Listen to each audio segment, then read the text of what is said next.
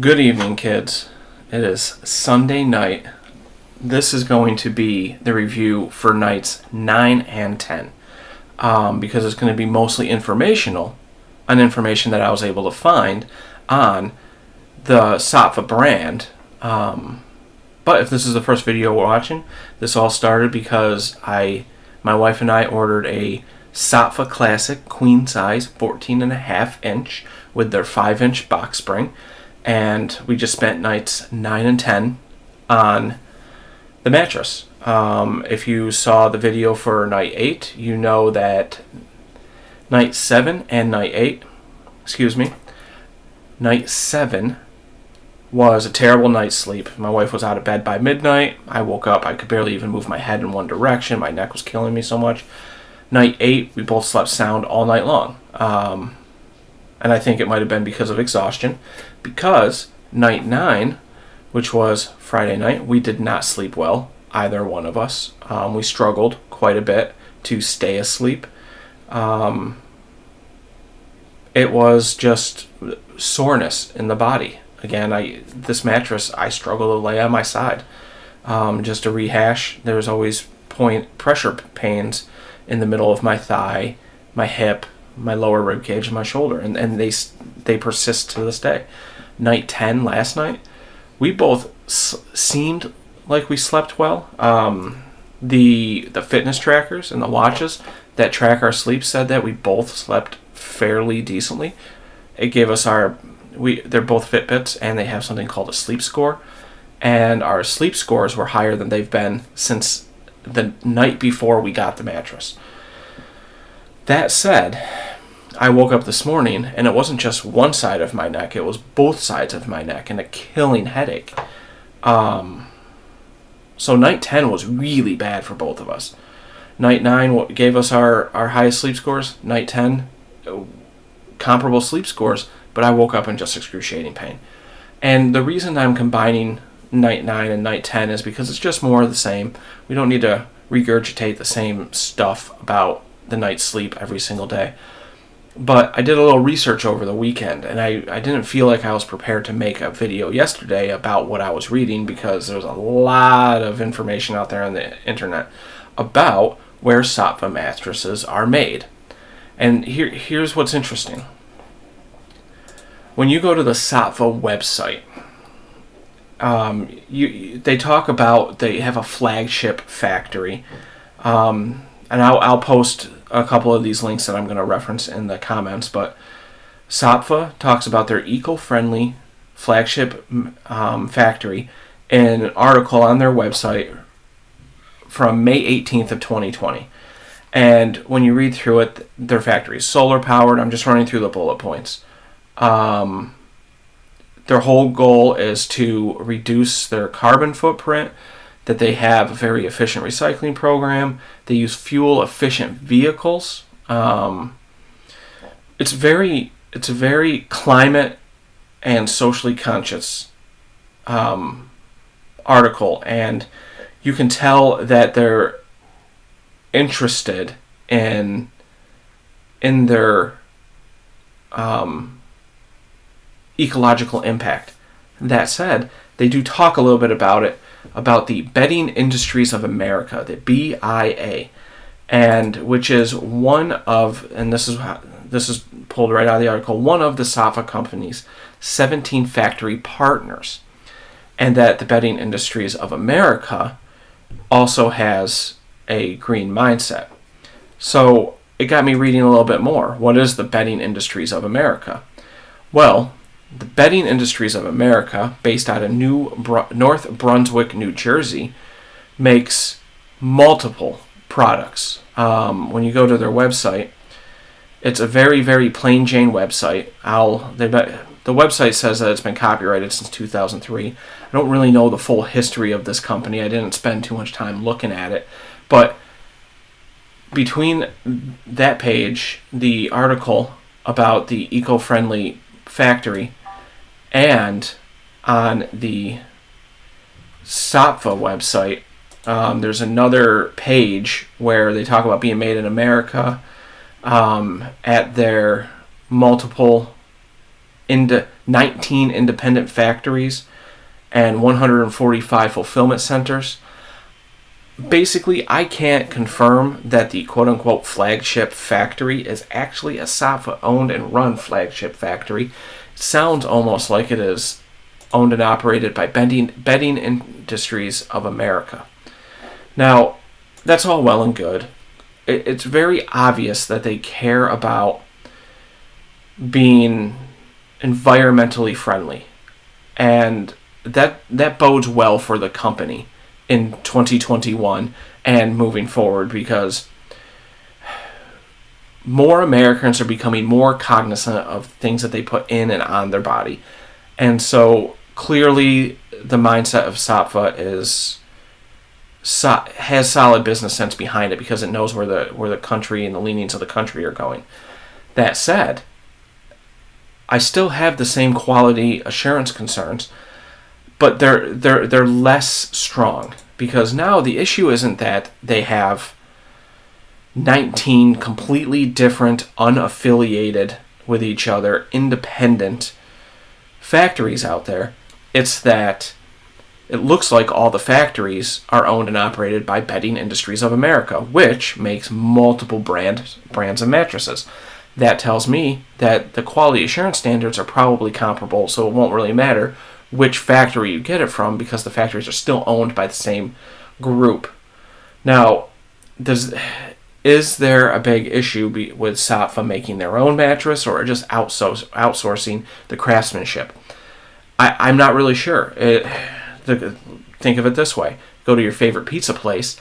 Their sauce is incredible, but they give the recipe to Betty Crocker. I'm just using this as an example. Betty Crocker makes the sauce and at any number of factories and ships it to all parts of the country. The question is at that point, is the sauce not as good? I can't say yes or no to that. My leanings tell me that it might be a little bit different, but it'll be just as good in a comparable, if not identical way as the original. Food for thought. Now here's what's interesting. In my research, I find that there are a couple of websites out there with some interesting information. There was one there's a website, goodbed.com, that had a question that somebody asked on one of their forums, and it was talking about Cannon, Cannon, being the manufacturer of the SAATVA mattresses, and that they go through a relabeling. And all the answers there were only 3 answers from 2013, and no one can really say for sure what's going on, other than to say third-party mattress manufacturing is very common in the industry. Okay, that's great. So it got me thinking about Stearns Foster. Now, my understanding from the previous Stearns Foster and from the stuff that I read when I was looking them up is that Stearns Foster is also a made-in-America mattress, which, macroeconomically, woohoo, we love buying made in America. And so I started to look into it. Now, here's what's really interesting. Similar to how I can't find a cross-section view of what's inside of a SAATVA mattress on their website, and their website is clearly not geared or written to sell mattresses online, because you go and click on buy a mattress and it shows you a list of retailers, none of which are Stearns Foster direct. So similar to how SAATVA gives you all this extra info to sell you a mattress online, and Stearns Foster gives you none of that info to direct you towards a mattress store, it was the same thing trying to figure out how mattresses are made. Stearns Foster, on their frequently asked questions page, the very last question is, and I'm reading this verbatim, quote unquote, "Where are Stearns Foster mattresses built?" The answer: Stearns Foster mattresses are all crafted in the U.S. at various facilities around the country.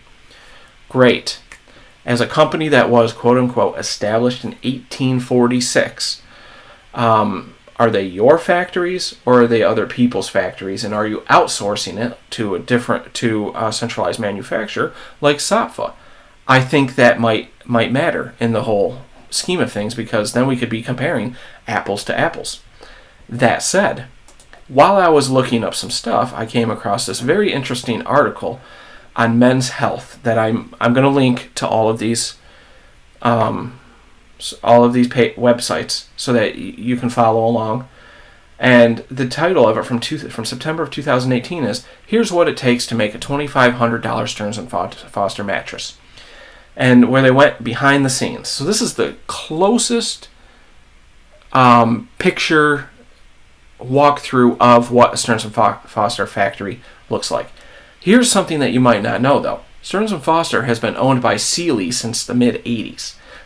And in this article, it mentions that they got these pictures from, and they got the behind the scenes at a quote-unquote Stearns & Foster facility, which is owned by Tempur Sealy in Trinity, North Carolina. I looked it up, and it is identified as a Tempur Sealy factory, period. It doesn't say Stearns & Foster, but since Stearns & Foster is owned by Sealy, this leads me to believe it's a first-person manufacturing process. Now, the mattress that they wanted to see was a $2,499 queen size Luxe Estate mattress. Here's what's interesting: the Luxe Estate is the exact same line of mattresses that we purchased, except we got a king and the Ultra Plush, which adds a little bit of money to it. So full disclosure, that mattress was retailing at the time that we purchased for $32.99, so $800 more than the price of this one. And these are a couple of the points. It says, now let me preface what I'm about to share from this men's health article. The Saatva process, you can't find anywhere that talks about bare bones what they do. You just see references to being hand sewn, organic materials, natural materials. They talk about the type of materials. The Stearns & Foster does talk about the types of materials. However, on this article, they say it takes 4 people 1 day to build one mattress. And they refer to those people on that team as master craftsmen. So 8 hours, 1 mattress, 4 people. That's the type of effort, manpower, that Stearns & Foster puts in. I find that interesting. The company in this article references that is roughly twice the amount of time it takes other companies to make a mattress, because they put in extra touches such as tufting and embroidered borders to increase durability. They talk about how, like every other manufacturer in the U.S., they have to build mattresses and catch them on fire to see how fire resistant that is. In case you didn't know, they even reference the 2007 law and link to an article in the Chicago Tribune about that law that requires a certain level of fire resistant materials to be in mattresses. Basically, so if you're sleeping and it starts to catch on fire, it'll get hot and tell you before it just bursts in flames with you in it. That's a great thing. Then they go on and say that they rigorously test mattresses against quote-unquote dreaded butt sag. We've talked about that before, that the whole reason that we were replacing this mattress, this previous Stearns & Foster from roughly 2009, is because it started to sag a little bit on mainly my side, where my butt is. That's the heaviest part of your body, and all the weight kind of goes into that. It like funnels into that one point. Now, they talk about rolling a 240-pound weight over the mattress over and over again, about 100,000 times to measure the amount of sinkage that occurs. And that there's another test where the Men's Health reporter, or the person who wrote the article, watched a computer-controlled dummy get in and out of bed roughly 5,000 times over the span of 4 days to ensure the bed won't sag in 10 years. That's really interesting to me. There's also a great picture that you can see in the article of a machine that has a wooded butt and upper legs and how it is on the mattress. That's pretty wild stuff. And then they just talk about whether or not you need to buy a luxurious mattress. Then the last link I'll put in there is from October of 2020. It's from a website called thesleepjudge.com. And from what I can tell, this is one of those affiliate marketing review sites where you click on the link, it takes you to the page, you buy it, and they get a commission from that sale. This is really the only recent side-by-side comparison of Saatva versus Stearns Foster that I can find out there. And it's really interesting because they talk about when you go through it and you're reading, they break down the Saatva mattress and all the different pieces and how it's layered and the different coils. And the best part is it's clearly the Saatva Classic, which is the one that we bought, and that's awesome. I never found this page when I was looking previously, but I wish I had. It seems like they really do understand the points that you need to compare between the two. Now, what I find really, really interesting is that they get to the end, and they have pictures of a lady in here laying on the mattress at different times and getting in and out of the mattress and stuff. So it leads me to believe they actually had the mattress on hand when they did it. And then they get to the unique features. One of the things that they said in their review of the Saatva is that it is slightly contouring and it has a highly springy response. I don't think they mean it this way, but what that means to me is it explains why when my wife, who weighs 125 pounds, moves just a little bit in the middle of the night, I bounce. Like on a trampoline. It's wild stuff. And so when they say springy, highly springy, that's what my mind goes to, is how we bounce around. Although, all the other stuff, as I read it, it makes me interested in the Saatva again. Then you get to the Stearns and Foster. And the one that they compared the Saatva to is the Stearns & Foster lowest level, most basic, estate model. Now, I don't think that's necessarily apples and oranges, but, I mean, apples and apples. I think it's apples and oranges because you're taking the highest level Saatva and the lowest level Stearns & Foster and comparing them together. However, price point, they are comparable, so I understand. Now here's what's interesting. This is the first cross-section drawing of a Stearns & Foster I've seen. Now the basic model, this estate level, only has one row of springs and then 5 levels of foam and whatnot that get into the pillow top and everything. And as you read through it, it gets to the unique features where it talks about that springiness. Here, it sums it up as more bounce than spring. I struggle with that because I feel like I'm bouncing on the Saatva. So when they say it's a highly springy response, I don't feel like springs. I feel like I'm bouncing. And this one says it's more bounce than spring. That doesn't really tell me if it's really much different. And then they get to the end, and this is how I know that they're not comparing apples and apples. They get to the end and they say, which one should you get? The Saatva. It's very clear because generally it's cheaper. And that and it says in here, you're not fully committed to buying a high-end mattress because of its low cost and the fact that it includes a 4-month-long money-back guarantee.